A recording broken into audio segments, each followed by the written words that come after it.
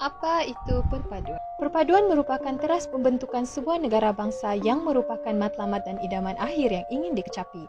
Perpaduan akan mampu terbentuk apabila seluruh masyarakat tanpa mengira kaum bekerjasama menjayakannya.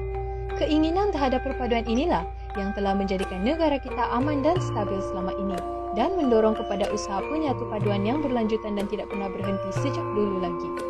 Antara usaha merealisasikan perpaduan adalah mengambil tahu sedikit sebanyak tentang perihal kaum-kaum berbeza di negara kita. Kaum Melayu. Agama Islam adalah agama rasmi kaum Melayu. Bahasa rasmi orang Melayu adalah bahasa kebangsaan iaitu bahasa Melayu. Pakaian tradisional adalah baju Melayu untuk lelaki dan baju kurung untuk perempuan. Makanan orang Melayu lazimnya berasaskan lemak seperti nasi lemak dan lemang. Seni muzik gamelan dan nobat adalah muzik tradisional Melayu. Antara tarian tradisi Melayu adalah tarian makyong dan juga zapin. Perayaan yang disambut ialah Hari Raya Aidilfitri dan Aidiladha. Kaum Cina. Majoriti kaum Cina menganut agama Buddha. Kebanyakan orang Cina menggunakan bahasa Cina iaitu bahasa Mandarin. Makanan tradisional kaum Cina adalah hisang dan kuih gulai. Alat muzik kaum Cina dikenali sebagai guzeng dan pipa. Tarian singa dan tarian kipas amat popular di Malaysia. Pakaian tradisional kaum Cina adalah samfu bagi lelaki dan ceumsang bagi perempuan.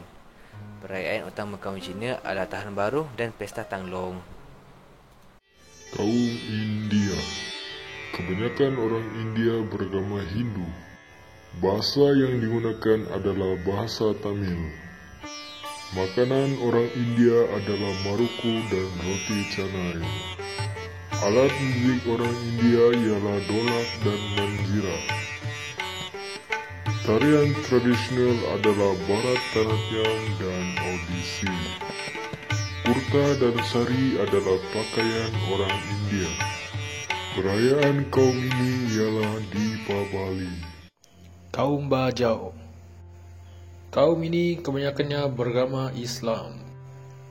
Bahasa yang digunakan adalah Udian dan Salma. Makanan kaum ini adalah kima dan senagol. Tarian tradisional kaum ini adalah igal-igal. Pakaian kaum ini ialah badu sipak.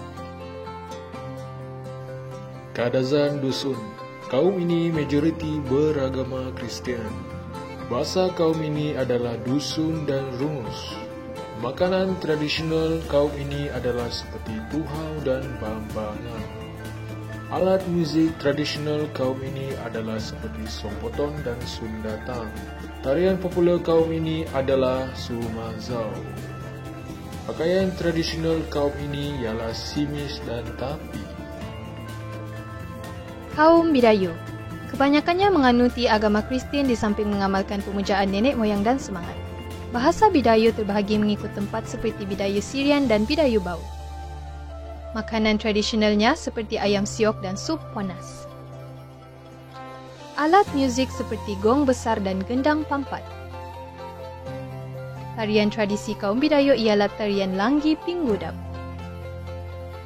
Perayaan yang disambut adalah sempena Hari Gawai. Kaum Iban. Kaum Iban majoritinya beragama Kristian dan ada juga yang mengamalkan kepercayaan pagan.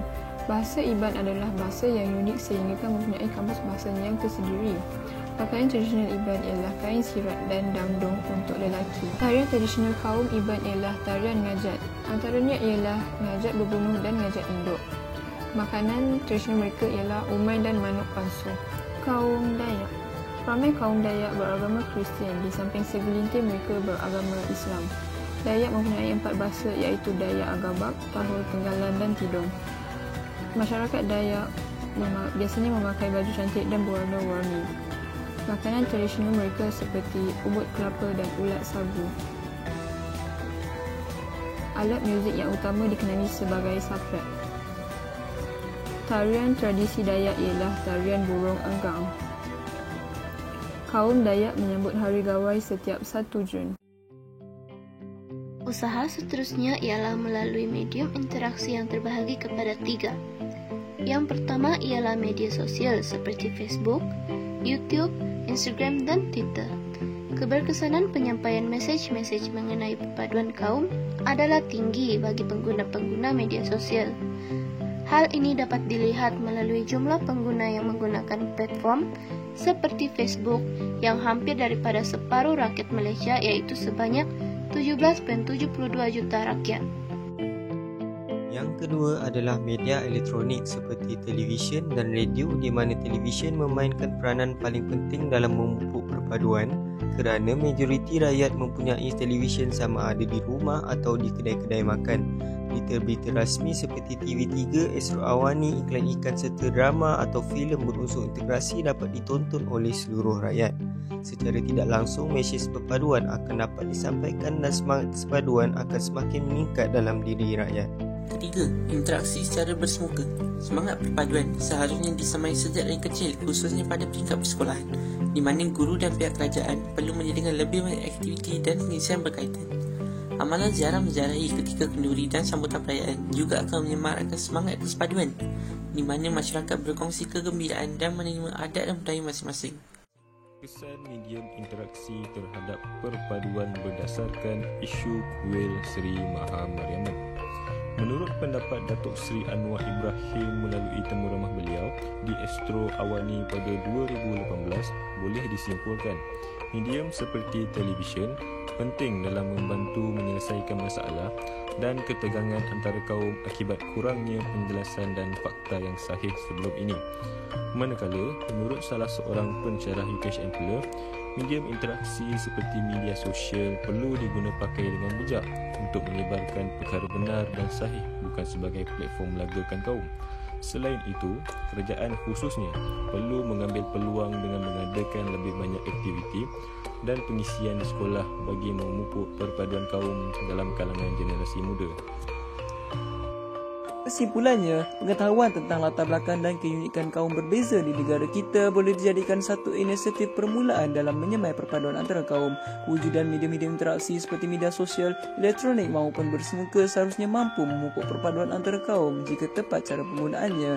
Selain itu, sifat perkauman haruslah dikikis dan kita haruslah bersikap lebih terbuka. Akhir sekali, sebagai sebuah negara bangsa yang hidup dalam keadaan aman dan damai selama berdekat, kita tidak sepatutnya mudah goyah dan terpengaruh oleh provokasi yang dilontarkan tanpa usul periksa.